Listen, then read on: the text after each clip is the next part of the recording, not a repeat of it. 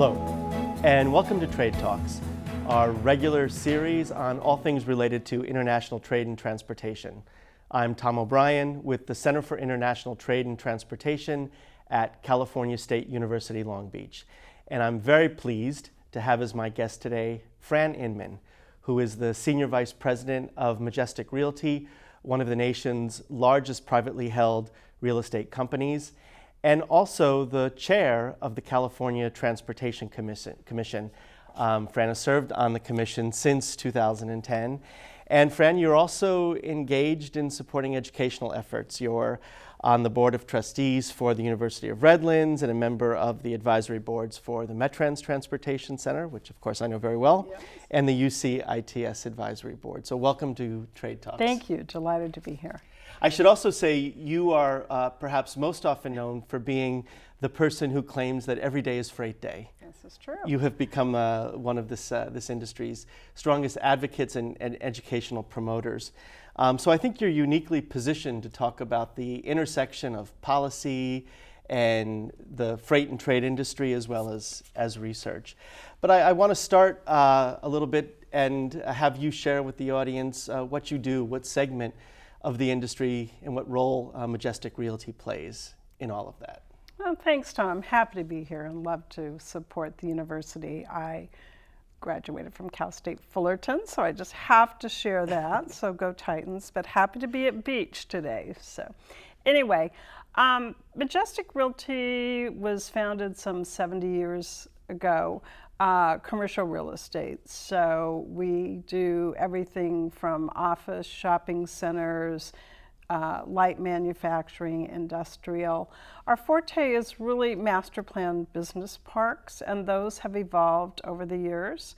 There was times when a big building was 50,000 square feet, and today a big building is probably about 1.5 million all under one roof. So we've seen lots of changes. I think historically over the years, being in real estate, we all know location, location, location. But when our tenants were having troubles getting their goods from the ports, we really realized that we were part of something bigger. And we had known over the years that there was a natural synergy with our railroads. So historically, we had rail-served buildings. I remember when I first started working with Ed Roski, our chairman, that was one of our big marketing pluses, that we had rail-served buildings, but we have seen the evolution over the years in terms of goods movement. But anyway, so it was really trying to help understand the business we were in and who was going to be willing to lease our buildings. So we would hear from our tenants that there were some hiccups. And so I was sent down to the ports, oh gosh, probably around 2000, 2001, before the lockout in 2002. And I'm sure that our chairman thought there was a signal out and I was going to, help get that signal fixed and life would be good. Basically, I never came back. I absolutely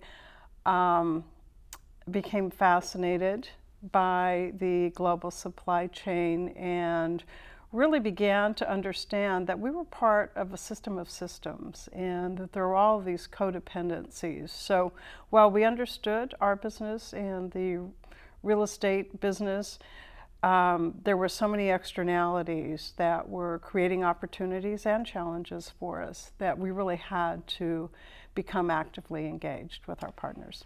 So you've seen a lot then in these 20 years since you've been actively engaged. You mentioned the size of the operations changing. What are the other big changes you've observed in that time? Well, we've taken out most of our rail spurs and put in truck parking would be one thing. I think we've watched the evolution of the size of the buildings and the demands. We build concrete tiled buildings, so very flexible space because basically our tenants are going to decide how that facility will be used. And so what we've seen is demands for increased volume So where the used to be the gold standard was at 28-foot clear. I mean, we were really cutting edge. We had 28-foot clear buildings. Now, you know, the new e-commerce fulfillment centers like us to go to 40-foot clearance so they can put in mezzanines.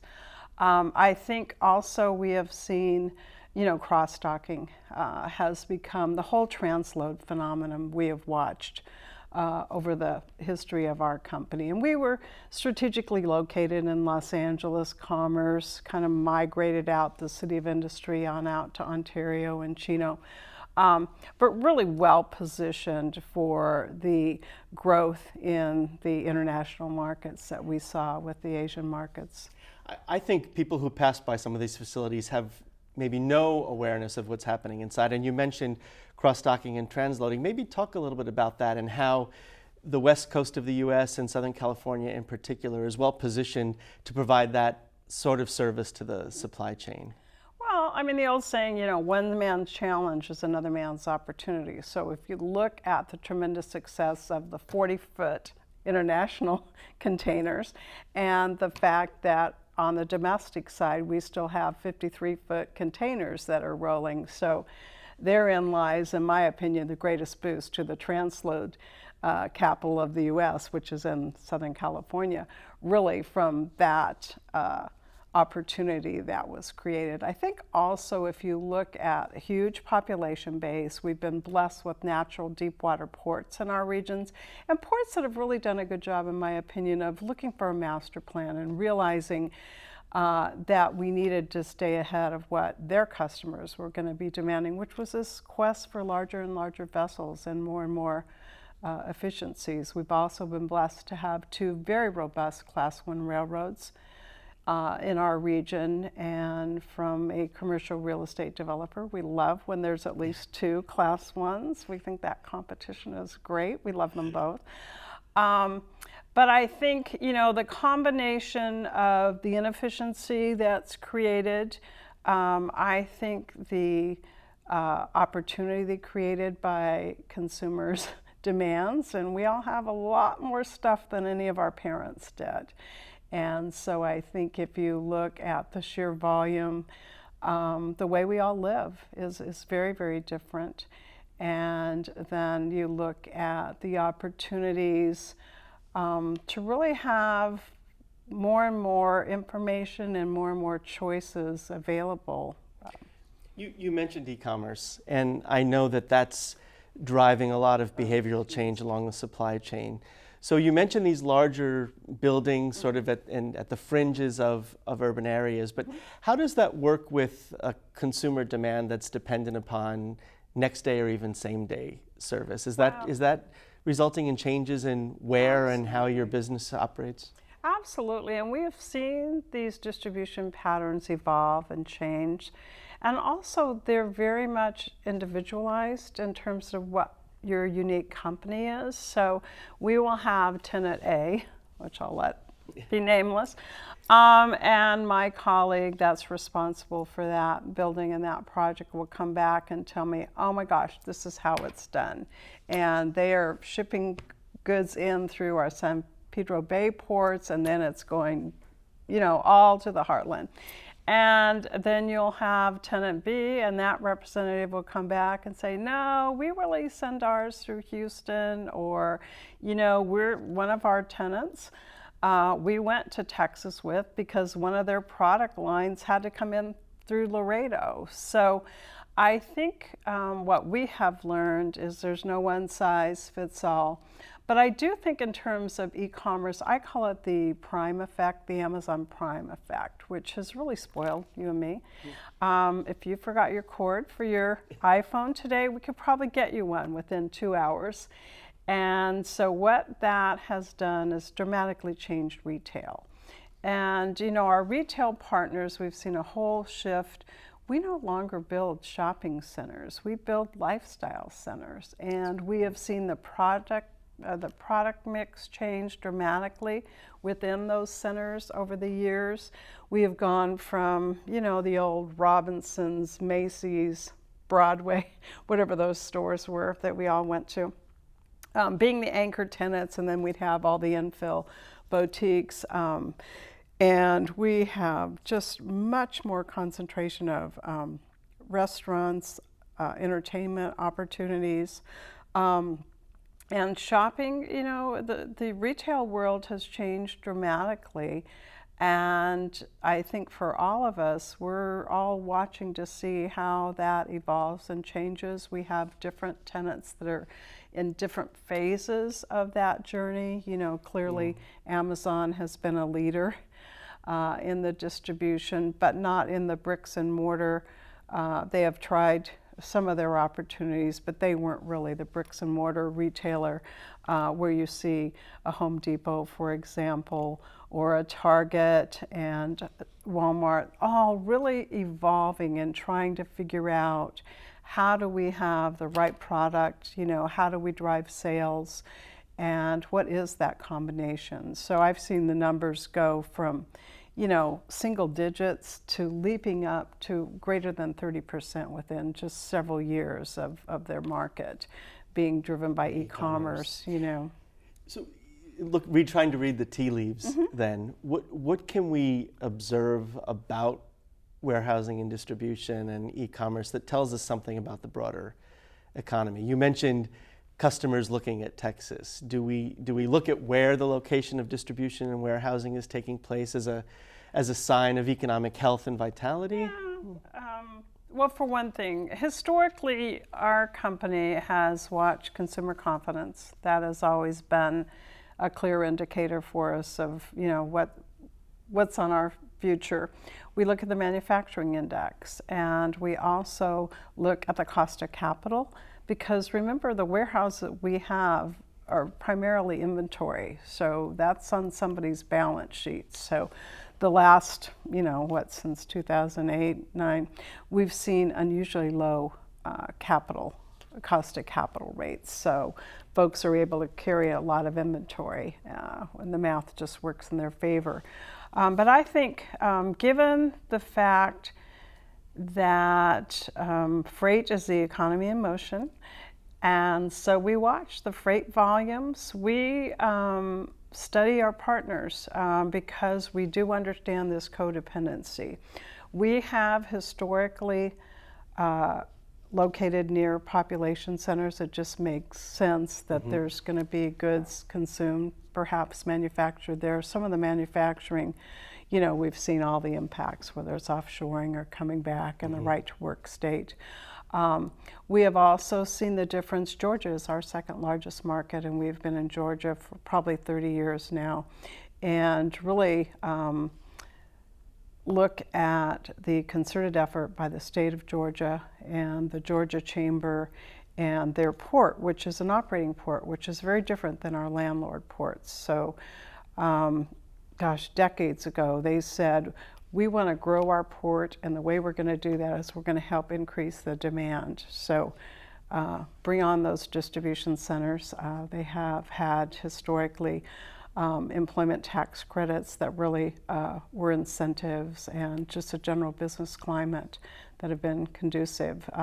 Georgia remains a hot market today. So all things being equal, Atlanta, a major population center, LA, Long Beach, government can play a critical role in where those facilities are located and why. Well, and we've watched the decline in market share. We grew up here. We're headquartered here. We started in the late 40s. And we were participating with our partners when you and I were working with our port forecasts, when we had those trend lines that were really double-digit increases, and we were all scratching our heads thinking, how are we going to get to 30 or 32 million TEUs? I think was a number that sticks in my head. 20-foot equivalent units that measure the activity at a port, right? Yeah. And so, you know, while our ports have done well and we've hit some of our highest marks ever, we've lost market share. So on the commercial real estate side, we've got to figure out where is that market diversion going. So we now have offices in 9 states, so we are spread out across the U.S. Georgia's our second largest market. Texas is right behind that.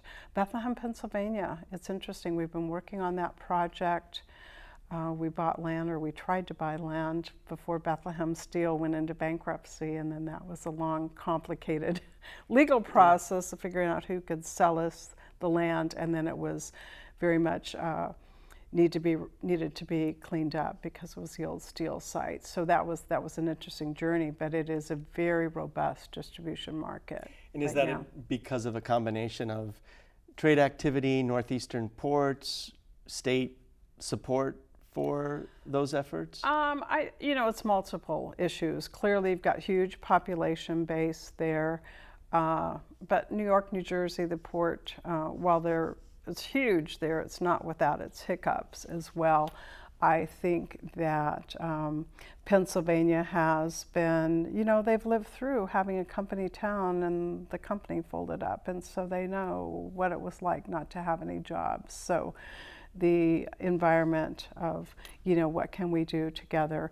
And it just, it makes sense from a distribution point of view. So how far ahead can you sort of look and get a good sense of where the market is going? We never stop looking. We never stop looking. We are always looking forward, looking over our shoulder, trying to figure out where the opportunity might be. We have, we build flexibility into our buildings, so we build the concrete tilt-ups, so we've got good, strong buildings, but they're divisible and they can be reconfigured, they can be adapted, and the leases are much shorter term than you'd see in a marine environment, so that's another one of the interesting phenomena, I think, as we look at this system of systems. So we watch what our partners are doing, we watch what the Class 1 railroads are doing. We have been very, very supportive of the focus, going back probably 20 years now, the Alliance Project with BNSF, and really the synergy that's created. Juliet has been the same with UP, Illinois. Yeah. So you look at the natural synergy.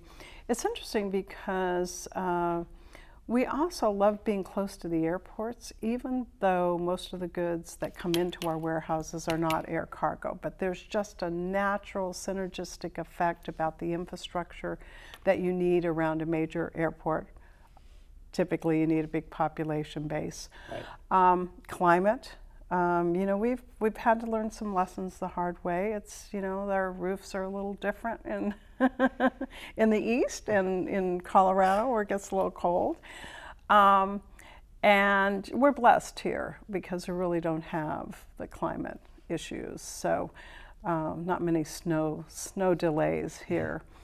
But I think just, watching, building in flexibility, we're not sitting down doing a 25-year plan. We are looking at much shorter horizons, trying to read the tea leaves, as you say, trying to figure out, studying.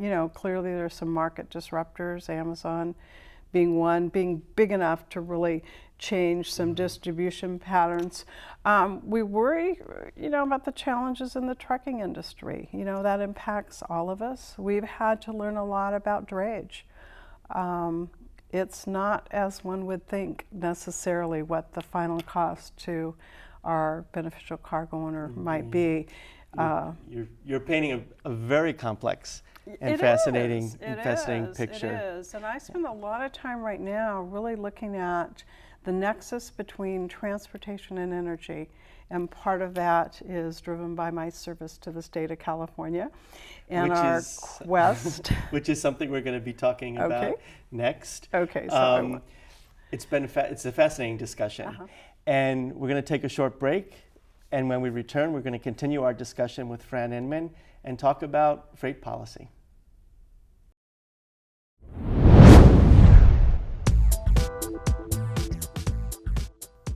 International business, huh? Number 1, know the culture of that country. Come alive with Pepsi. Translated into Chinese is, Pepsi brings your ancestors back from the dead. PepsiCo made that mistake in Taiwan. Learn about strategic planning, government policy, and policy analysis, and so much more. You can become a part of this exciting career field with a degree from Cal State Long Beach.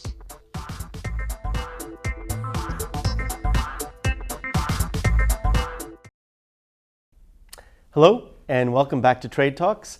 I'm Tom O'Brien, and my guest today is Fran Inman with Majestic Realty and also the chair of the California Transportation Commission. And Fran, I'd like to shift our focus a little bit to that second hat that you wear, of many hats, as we learned in our first segment. One of the things that has been the result of your commitment to not only the industry but working with your partners is your appointment to the California Transportation Commission, and now your position as chair. Can you talk a little bit about what the CTC does, what role it plays, and why, in your opinion, it's important? Well, thank you, Tom, and I am proud and honored to serve the state. I was, as you mentioned, first appointed in 2010.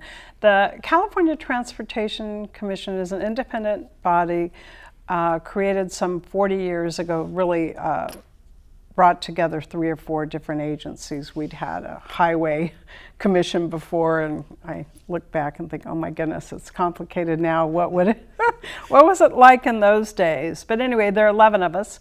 9 are appointed by the governor. We serve 4-year terms. They require Senate confirmation each time we're appointed. So I was first appointed by Governor Schwarzenegger and then reappointed by Governor Brown twice. And proudly, so you must have been doing something right. Proudly serve in the Newsom administration today. So we're all, so there's 11 total. 1 is appointed by the President Pro Tem of the Senate and 1 by the Speaker of the Assembly. We have 2 ex officio members, the chair of the Senate Transportation Commission and the chair of the Assembly Transportation Commission.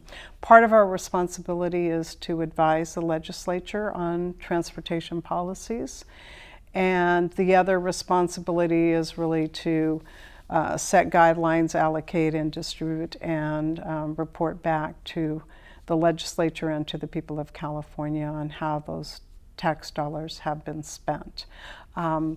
Multifaceted, so we have different tranches of money. The first thing they give you when you're appointed is a chart bigger than this screen behind us, trying to explain the transportation funding. And it's our infamous Chart C that we are always having to take a look at, because all of our different funding tranches have different requirements and can be used in different manners. So I think as a public servant whose day job is in the private sector, it has been a fascinating journey for me to really be able to learn both processes and respect for both sides and how we do business. I know the CTC has sort of purview over the entire transportation system as a whole. What about the trade and transport sector and the ports is of particular interest to the CTC? Well, I think it really started way back when in 2005 and 2006, the state developed its first Goods Movement Action Plan, and I think you and I were both members at that time, and that was under Secretary of Business, Transportation and Housing, Sonny McPeak, and Dr. Lloyd from the Environmental Cal EPA, really trying to take an integrated look at goods movement in the freight sector. And it was a long process, but it really laid the foundation and really brought different stakeholders together and helped us really understand that not only was it the public agencies and the industry stakeholders, but our communities as well. And so really trying to take a holistic and listen and learn from each other. But shortly thereafter, President Pro Tem Don Parada at the time decided that we needed an infusion of transportation dollars. So he was really the author and the godfather, so to speak, of the 1A through E, I think we had, but 1B was really the transportation bond funding. Proposition 1B. Yeah, Proposition 1B.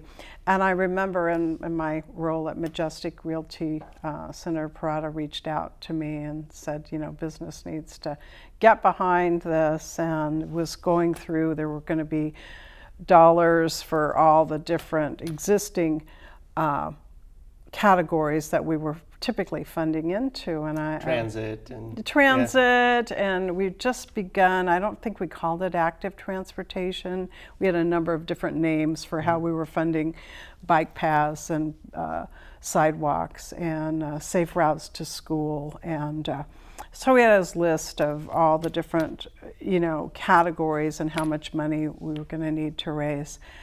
And I said, but I've just served the state for 2 years on a goods movement action plan. Where's the freight? And with due respect to Senator Parada, really said, you're right. We've had 2 state agencies working for 2 years on an integrated definition of a goods movement action plan. And so he, met with all the stakeholders and came back with really our trade corridor improvement funds. So I think that was the first time we really had dedicated funding to freight. And so then when SB1 with Senator Bell and Chair Frazier, freight was always a discussion, and we renamed it as Trade Corridor Enhancement Program. Now we need more acronyms in the field of transportation, but I think it is so important. And we really started, if you look at the federal government, they were behind, way behind in my opinion. We first saw the first really discussions of thinking, we'd kind of like our states to have a freight plan. Was that Safety Lou or MAP 21? The federal legislation. The federal legislation. So we were a little ahead in that. And then we had Assemblymember Lowenthal and Congressman Lowenthal now too. We've had some freight champions in the legislature, in our California legislature over the years. So Bonnie Lowenthal's bill told us to update the freight plan, and that was a little bit ahead of the federal requirements, and then we've had to coordinate and make sure we get our timing right with the federal requirements. But folks are talking about freight a lot more now than they ever did.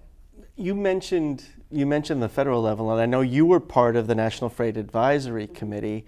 What role did that play, and has that, in your opinion, changed the level of engagement at the national level? Well, goodness, that's a hard one to say. These are different times without getting into any political discussions here.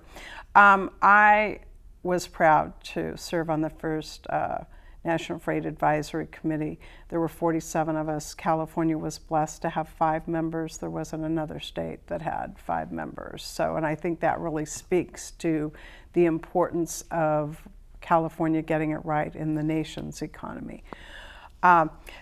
We worked hard. It was a new process for us. We had to be educated on, how it was all going to work. We broke into subcommittees. I co-chaired,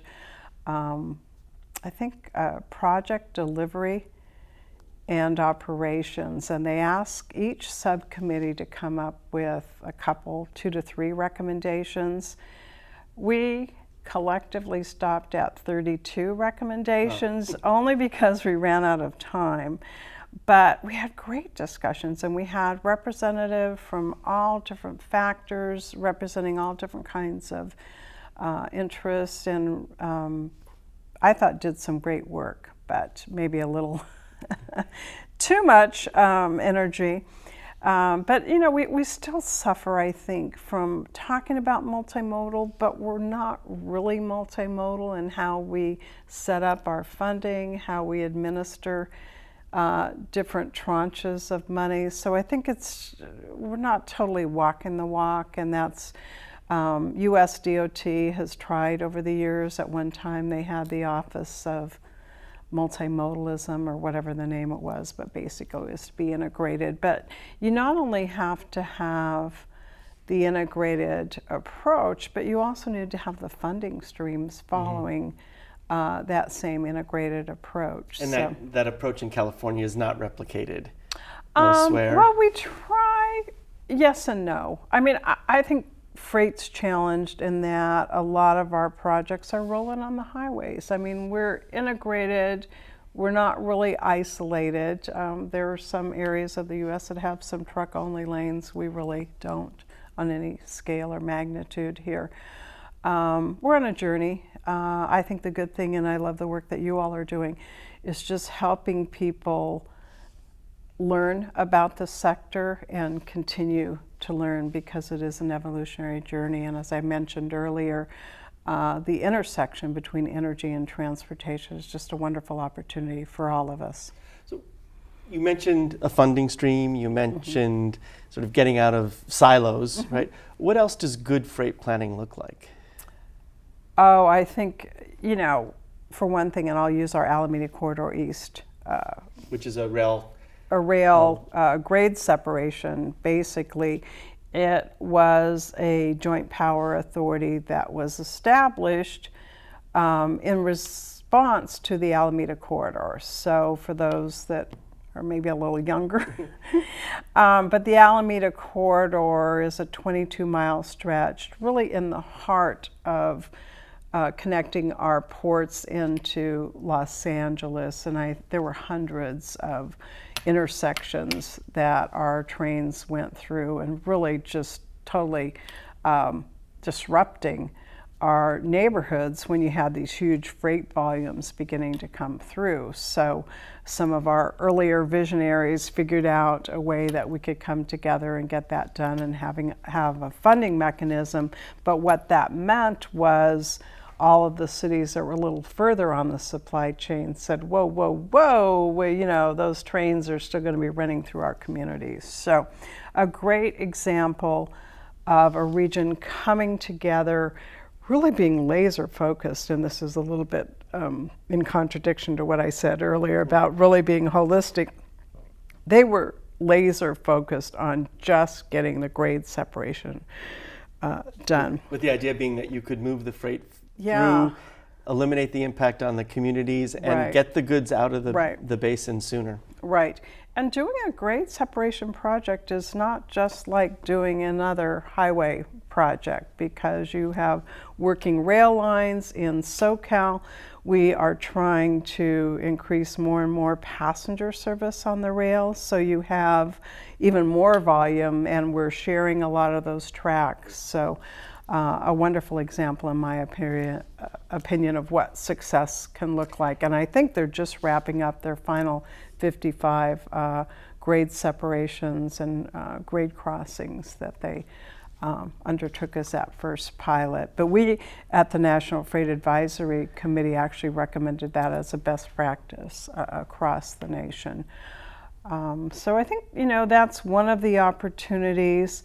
I think, you know, to look at our energy future, and as we look at the changes our ports have made, we have seen movement towards zero emissions, electrification, reducing our emissions. You know, the transportation sector represents 40% in round numbers of the emissions, the greenhouse gas emissions. And if you look at the volumes of goods that we move, it's, you know, we need to work on it. It's complicated, and we're energy hogs. I mean, we do heavy lifting collectively, our sector does. And so we need to get it right. We have looked at where are the applications. We've worked with our ports and the clean air action plans that we started, I think about 2005 as well. So not only were we doing the goods movement action plan on the state level, but we were beginning to do the emission reduction and really focusing on, you know, what we could collectively do. These impacts are so widespread, broad-based, and driven by global trends. What does a local community do in the face of all of these impacts? Does it have a role to play? What is the right role?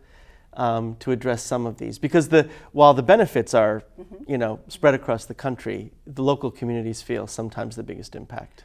Well, yeah, I mean, I think it's amazing, and I've said over and over, it's amazing we do as well as we do. I mean, if you think of all the partners and the system of systems, and if you look at one partner looking at their system optimization, so we have seen tremendous changes in the ocean carrier. We've had a bankruptcy. We've seen what that feels like. Does not feel good.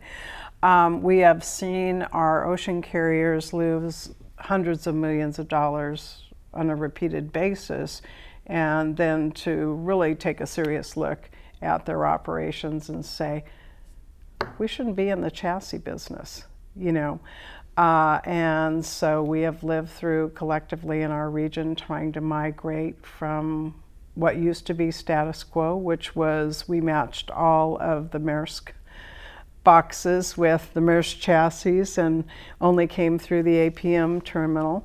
And then also the cargo alliances. If you look at the bankruptcy and basically excess capacity on the ocean carrier side, all these new vessels, and look at structures that were unheard of. I mean, no way would you ever have seen one of our ocean carriers putting their cargo on a competitor's vessel, but they have figured out that we're better together, and so they've created their alliances. They continue to evolve and to shift, and so we've seen those ripples all through our supply chain, particularly on the trucking side. I think it's been the most difficult for our truckers to figure out, okay, it used to be if I was picking up a Maersk box, I knew where to go get that. And now it could be, depending on which sailing it was on, it could arrive in another terminal, and it could arrive in Long Beach or in Los Angeles too. So I think we'll see those externalities. What that means, the tariffs are another great example, or even the fear of the tariffs. We've seen huge cargo surges coming through here because our beneficial cargo owners are really trying to get ahead of the unknowns. And so they'll go ahead, as I mentioned, the low cost of capital, they'll go ahead and send some of those goods over just so they'll have them for the Easter season or have for the 4th of July or whatever holiday, the consumers, you and I. And so I think that for the local communities, we have to continue to make improvements. We have to look at what opportunities I think we will begin to see, at least on the drayage side. The short-haul trucking. The short-haul trucking, I think we'll see some different fuel sources being able to be adapted efficiently into the supply chain and the system of systems. And that means bringing them into the discussion, I assume. But even, even beyond that, and I think because I've spent so much time studying the supply chain, I'm not sure all of our planners have, and I do my best, and I do thank the work that you do at CITT, but I'm not so sure we're thinking about those big rigs when we set those signals. Or when we look at those on-ramps and the off-ramps, and our cars have gotten smaller and like to zip around, and then we have our big, 18-wheelers, our big trucks that are hauling the goods. Well, when we come back after a short break, we want to talk about what's ahead and what the future looks like. I'm Tom O'Brien, and this is Trade Talks.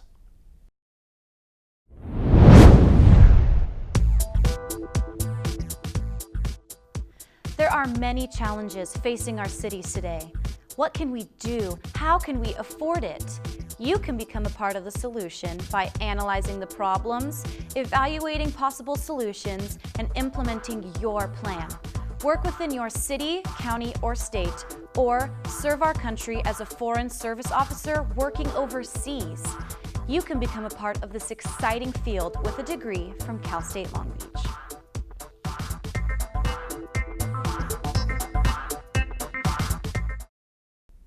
Welcome back to Trade Talks. I'm Tom O'Brien, And my guest today is Fran Inman, Senior Vice President with Majestic Realty and the Chair of the California Transportation Commission.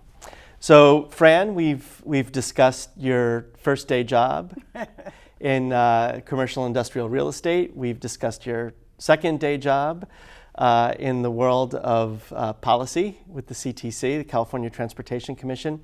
I want to talk a little bit more about the role that education plays in all of this. I know your heart is in education, and I want to ask you about the role you see for good research in anticipating and solving some of the trade-related problems that we've talked about.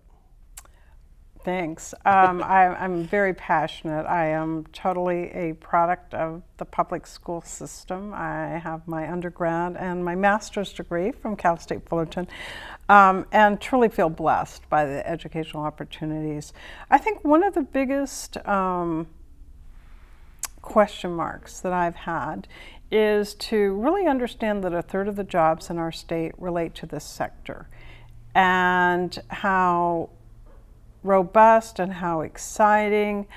And yet, if I look at our institutions, we haven't spent a lot of research dollars and a lot of focus. I mean, we're blessed with the CITT, and that really, I think, came out of our port partners and our partners here just really saying we need to work together. But across the board, I don't see this passion for a sector that has represented a third of the jobs. So if you look at the aerospace industry, when aerospace dominated here, I'm guessing that we did a lot of research.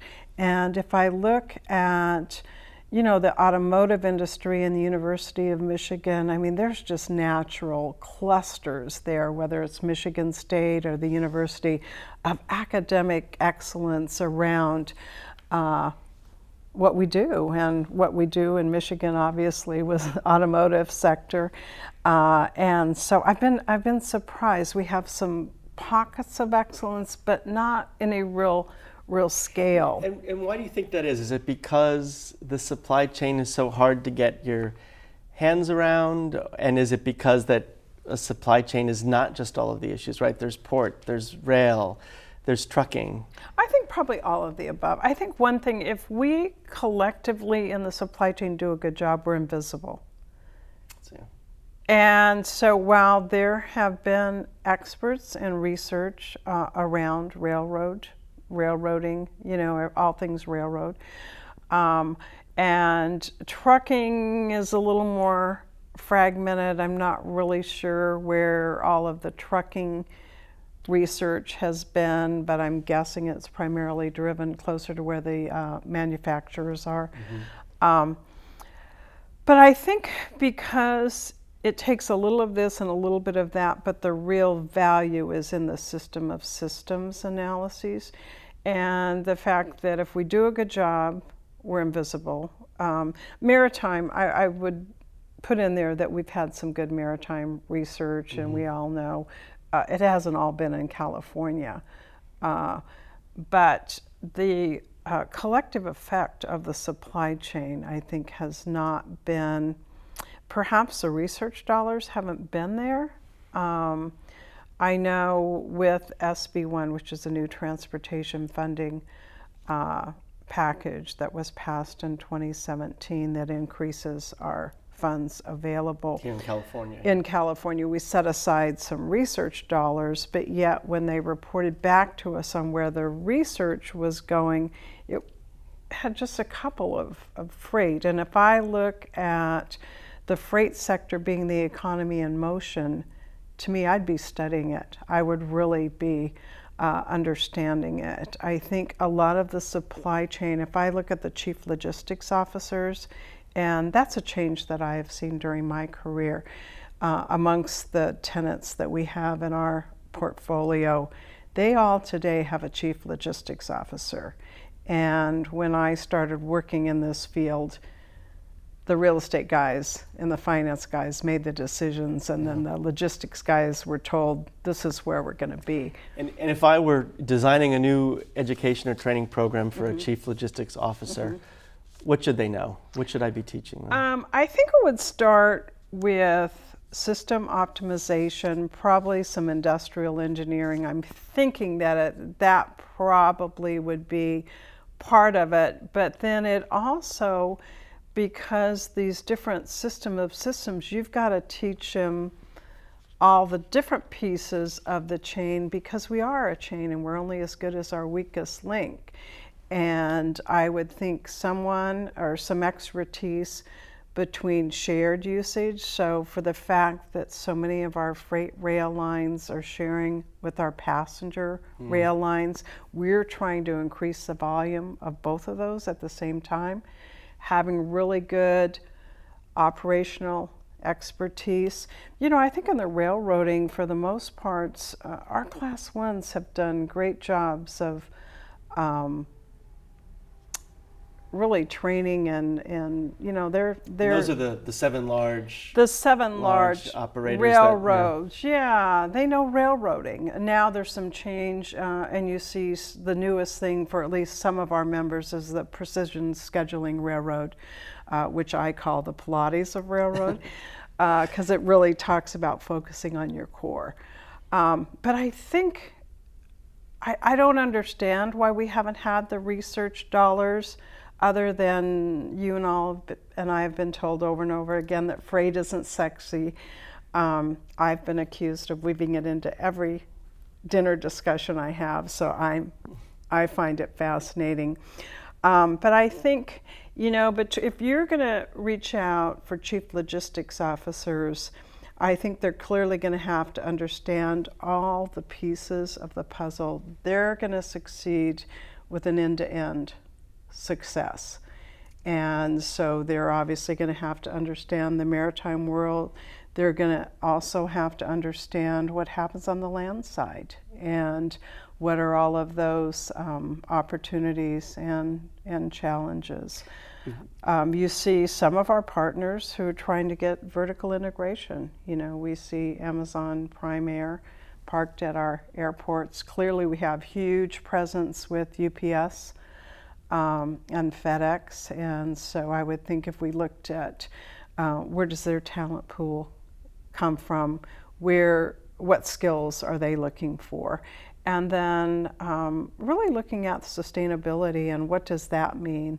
And I know from conversations you and I have had about the certificates becoming much more popular, and our students, because I really do think in higher ed we need to continue to evolve. And I question over and over again why we're still going to college on a take the summer off routine. You know, we have adults that need to gather skills and be able to be employed, and the speed of change in the business sector is at lightning speed with how the jobs are changing. So it's fascinating because you've mentioned, I mean, I could tick off the list of skills, right? It's economics, it's energy, it's system optimization.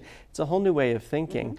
What's going to be the impact of things like robotics and artificial intelligence? Are we going to need to be preparing our students for that future as well? I think you and I are going to have to up our computer skills, Tom. I'm not sure I can speak for myself for sure. I'm learned programming when it was RPG, so I'm really dating myself.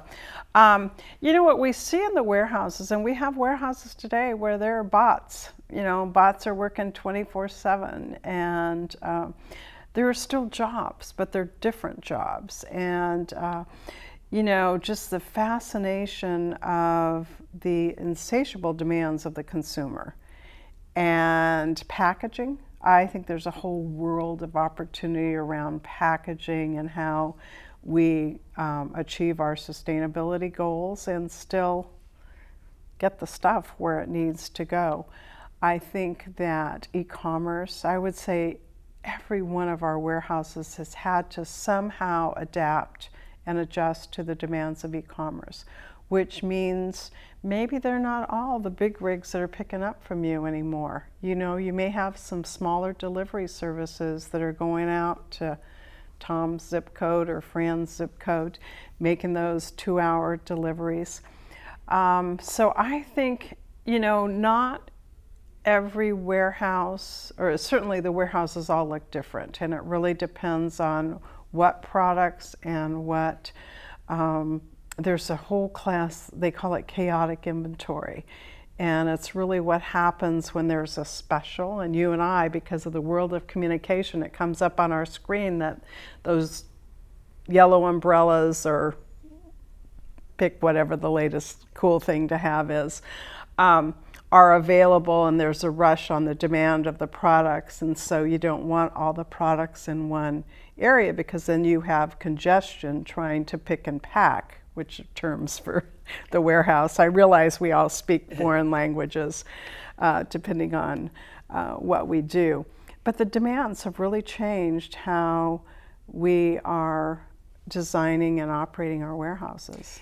Do you see a role for 3D printing in the future? Is the warehouse going to be where 3D printing occurs? Will it change the way you do business, what that warehouse looks like, if we do move toward a future of sort of more localized economic activity?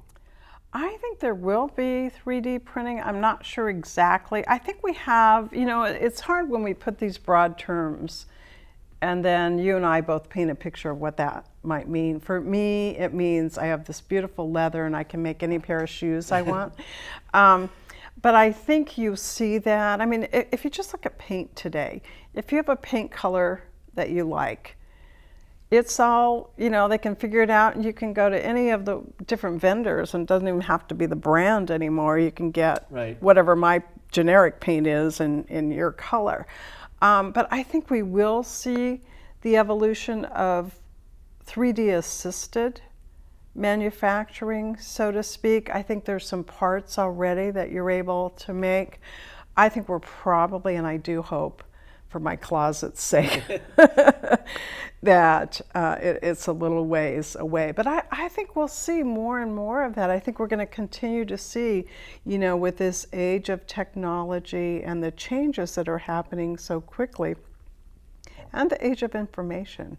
I mean, you and I have both seen just going from what I would describe in our freight sector, the dark ages of, we would hear from our trucking partners where they had no clue where their container was, to at the same time knowing that the queue line at the Pirates of the Caribbean was 17 minutes, so there was, a little disconnect. But we've seen that with the work that our Port of LA and now Long Beach is doing with the sharing of information, and clearly our Customs and Border, after the 9/11 scare, we have different rules, and now our waterfront partners get advance notice of what we can expect to come in. But I think we're just going to continue to see all of these opportunities, and it's really exciting, I think, the opportunities. If you're looking ahead 10 years, for what tenants you might be serving and what they're gonna demand from you, what do you envision? I hope that they're demanding good customer service. I came from the hospitality industry initially, and I've never let go of that wonderful training. So I do hope that whatever business we're in, we're really trying to give good customer service. I think, we've seen just this customization and specialization, and I can get 10 different shades of a blue t-shirt or whatever. So I think that probably we'll continue to see that. I know there is a minimalist theory going around, and we'll see if we can all live more frugally than we do. I think for me, the biggest opportunity and where I'm really trying to grow and be a part of success is the nexus between energy and transportation. So while our sector has huge energy demands, we do heavy lifting. We lift heavy stuff, whether it's the raw materials, the bulk, or the products. And, the renewable energy, the world of our utilities are changing. We have one utility in the state that's bankrupt. We have several others that are watching their downgrading and their bond ratings. We've had huge issues with the wildfires and whose responsibilities. We see community choice aggregation popping up all across our state, where regions are saying we want more control of what our energy mix looks like. You know, you can make pricing decisions your top priority, or you can make the environmental decisions your priority. So more customization. I look for us in our transportation sector to really look at having more control over our energy. And we have gone from, we're on a journey where a fuel source was a business line item that our different partners would make different decisions. So Maersk, for example, doesn't buy futures. They look at the prices of fuel, and they won't stop and fill up their tank in one port. They'll go to the next one. But it's been a variable that they have managed. I think when you get to the land side and you look at the journey we're on to emission reduction and more electric, moving to different fuel sources there, what are the demands? What kind of comfort level are our partners going to need to have? We've seen that with our ports, looking at, can they do microgrids?